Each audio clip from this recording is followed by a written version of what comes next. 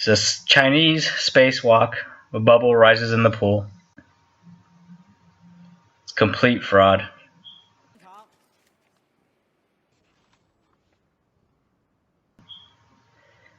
Here the helmet gets hit on the International Space Station and a bubble rises into the pool. Yes, and proceed this way. Tossing some bullshit, and a bubble appears at 3:39 in this video. And it takes an odd trajectory because it's in a water pool. Houston, we have a problem. Space is broken. Sorry, U.S. government. I have to show them the bubble. There's the bubble in the pool that we just saw. Yep, doesn't even go in a straight line. It's in a water pool. Takes a very odd trajectory because the water is actually moving around. It's not still.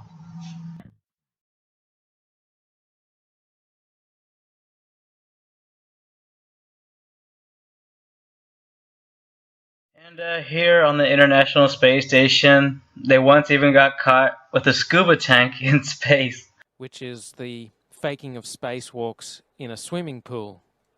In this vid, you catch a glimpse of someone wearing a scuba tank. Scuba tanks in space? NASA does literally nothing in space. It's all bullshit.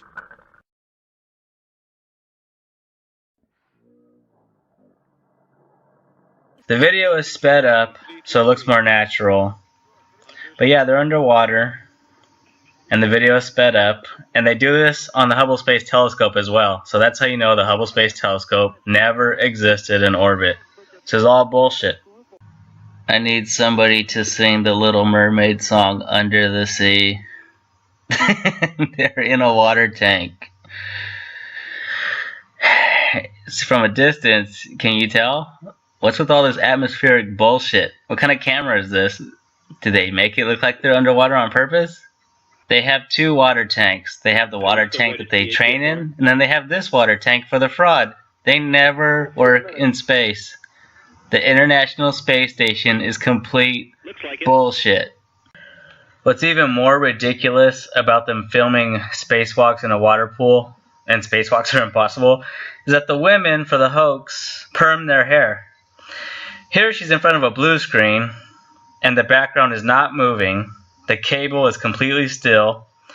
And in real life, there would be airflow in the space station. The space station would be making adjustments that would not stay fixated. It's just a screenshot.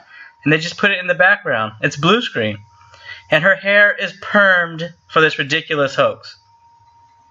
This is a video that I made about the absurdity with their hairdos. They perm their hair.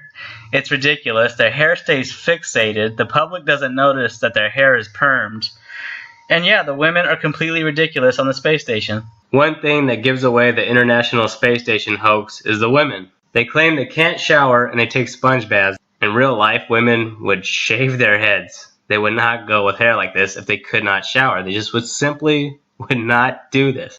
Now, women on zero-G planes with long hair, their hair flows naturally in the air. And the women on the International Space Station, because this is all fraud, their hair is fixated the entire time. Why do they even have long hair to begin with? This woman's hair stays fixated in this position the entire time in her really long International Space Station video. No matter what she does, no matter how she bounces around, you would expect her hair to flow in the air. And it does not happen. It stays completely fixated like that. Now the zero-G plane that they work in can be grounded for these pictures. She does not have to actually be working out, and you wouldn't be able to tell because she has her permed fixated hair. It looks like she's still in space. When they are doing this fraud on the planes, you can hear the sounds of jet engines. They cannot filter out the sounds of jet engines with the specialized microphones that they use. You can notice it in the background. It's very loud. Here's iJustine. She has a vlog of her hair flows in the air, as it would, because the hair is moving through air. So it's going to flow as you bounce around. And on the International Space Station, this does not happen with the women. They do flips. They lay down. They do all kinds of things They bounce from here to there. They pretend they're Superman. Their hair will never look like that because it's permed. This woman's hair stays fixated. I'm going to put a filter on this thing. She's going to sound like a chipmunk. It's going to be sped up. You're going to hear the sound of jet engines. You're going to see transitional periods where the plane has to gain its altitude again and drop all over again. So they do a transition like that one. And you think, oh, it's just editing. They're just shortening the video. No, this is for the fraud. Now she's in the zero-G environment again. So they can continue. But you can sleep in any orientation. I have it sleeping, feeling like I'm standing up right now, but like you saw, I'm on the floor. But it doesn't matter. I've got a couple little toys, I've got some books, I've got some clothes, and other things. And just for reference, that's one sleep station. This one's another. Alright, come on back. There's more to show you. Vegetables, cereals, bread, snacks, and that's a good place. That's where you find all the candy. Side dishes, and then some little power bars just in case. So we have all this type of food. Some of it is dehydrated for a barbecued beef brisket. Pretty yummy. Not only is this food made in the U.S., but we also have food here from Japan with fluffernutters, and so I got sent up some fluff so I could make my fluffernutter with peanut butter. So you have a lot of food up here, no problem. So just keep reminded of our roots.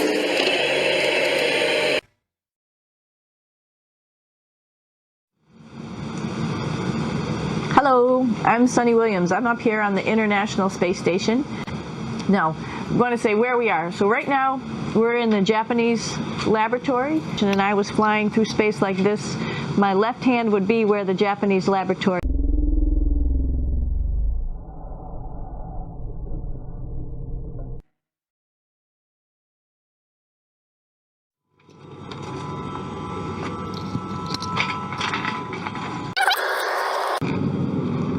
So I'm inside. It's sort of like a little phone booth, but it's pretty comfy. I've got a sleeping bag. And I sleep upside down. I don't have any sensation in my head that tells me that I'm... That are ready, primed up to go outside, as we call it, to go do a spacewalk in case we have to do anything outside. Some of the things we do outside are just like inside repairs. We have a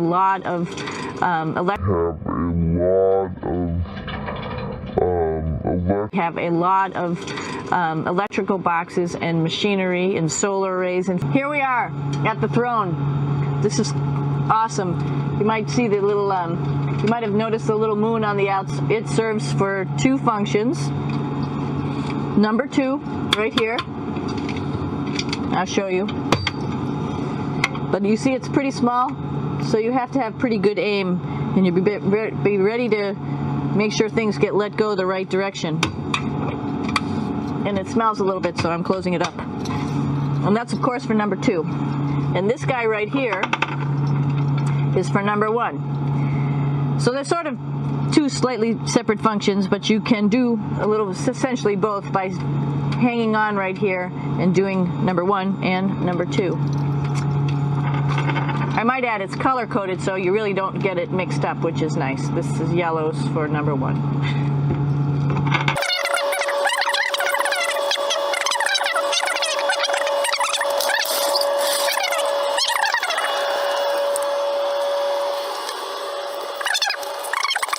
The space station, it's one of those places you find yourself hanging out in all the time because all you want to do is look back at our planet. I think some questions I had were about what do you do in your free time? In the heart of the space station, really, this is the service module. This is the central post. In case we had any problems, I know a couple of the questions were about what type of things do you have to worry about. And some of the things we have to worry about in space are fire. If we had a fire, if we had a depressurization, like we were hit by a micrometeorite and it made a hole.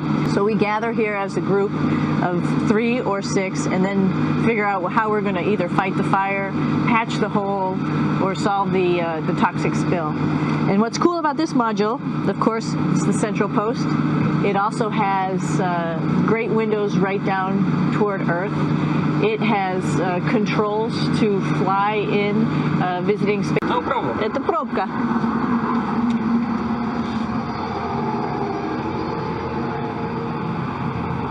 For our ride home, it's a little bit squishy, but everybody asks, how do you sit in the Soyuz? And you sort of sit in your seat like this. Everybody has a handmade seat for them, sorts of survival gear with us, keeping us safe in here. So they've pretty much thought of everything. And we'll be home on the planet within the next 12 hours. Pretty shocking. Here's another scene with Catherine Katie Coleman. Seems to be done in the suspended mode. Have a look at her hair. There's something odd about her hair. I know this is zero gravity and hair is supposed to stick out and go all over the place, but her hair doesn't really flop around naturally. It's always sticking out kind of rigidly. Maybe they permed it in that position, or perhaps they're hanging her upside down. As she shakes her head from side to side slightly, you can see the hair always springs back to a particular position with respect to her head. It should flop all over the place. Professor Lawrence